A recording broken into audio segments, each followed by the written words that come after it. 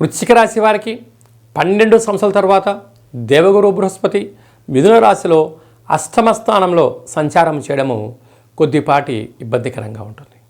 వృశ్చిక రాశాధిపతి కుజుడవ్వడం, రాశిలో మొన్నటి వరకు అర్ధాష్టమ శని జరగడం, ఇప్పుడే కొంతకాలం మంచి కాలం ఉంటుందన్న కాల సమయంలో అష్టమంలో గురు సంచార స్థితి ఉండడం వలన కొద్దిపాటి విద్యలో ఆటంకాలు, విద్యార్థులు ఒక స్కూల్కి వెళ్ళినప్పుడు కానీ ఒక కాలేజీకి వెళ్ళినప్పుడు కానీ నాకు ఈ చదువు నచ్చలేదని చెప్పి మళ్ళీ వేరే కాలేజీలకు వెళ్ళడం, లేదంటే వేరే కోర్సులు మార్చుకోవడం, లేకుంటే తల్లిదండ్రుల మాటలు వినకపోవడం, గురువులు చెప్పిన వాటికి వ్యతిరేకంగా ఉండడం, అనేక రకాలమైనటువంటి విదేశాలకు వెళ్ళిన తర్వాత ఇక్కడ నాకు వాతావరణం పడట్లేదని, ఆహారము నాకు సరిపడట్లేదని, లేదంటే పై అధికారంలో నాకు సక్రమంగా గౌరవాన్ని ఇవ్వట్లేదని చెప్పి మీకు మీరే ఇన్నర్ ఫీలింగ్ కలిగి అనేక రకాల ఇబ్బందులు సృష్టించుకునే పరిస్థితి ఉంటుంది.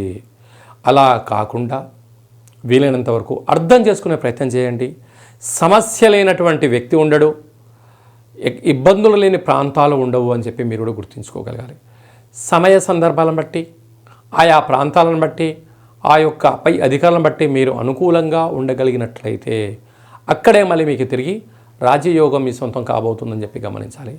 ఇలాంటి కాల సమయంలో ప్రతి మంగళవారము మహాదేవుడికి పసుపు నీటితో అభిషేకం చేసుకోవడం, ప్రతి గురువారం పూట పసుపు రంగు వస్త్రాలు ధరింపచేసి గురువుల యొక్క సేవ, భగవంతుడి యొక్క ఆధ్యాత్మికత, దేవాలయంలో ప్రదక్షిణ చేయగలిగినట్లయితే సకల దోషాలు తొలగిపోయి మళ్ళీ అష్ట ఐశ్వర్యాలు వృశ్చిక రాశి వారి సొంతమవుతాయి.